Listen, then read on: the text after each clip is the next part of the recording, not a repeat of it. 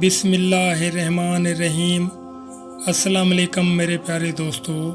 جس عظیم المرتبت ہستی کے منہ میں شہنشاہ کائنات نور ہو جناب حضرت محمد صلی اللہ علیہ وآلہ وسلم اور باب فقر و علم حضرت علی کرم اللہ وجہ کی مبارک ذات کی جانب سے لعاب دہن ڈالا جائے، اس پاک ہستی کے علم و فراست کا کون اندازہ کر سکتا ہے؟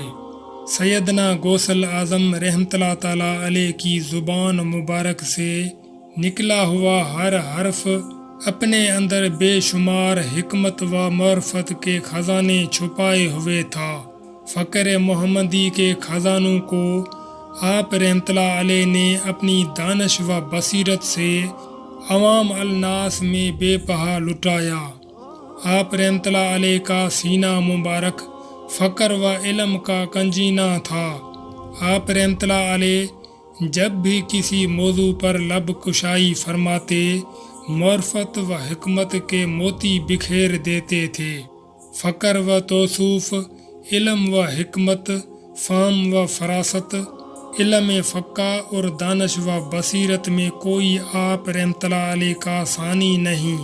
اس لیے آپ رحمۃ اللہ علیہ شیخ اسلام کے لقب سے بھی پکارے جاتے ہیں۔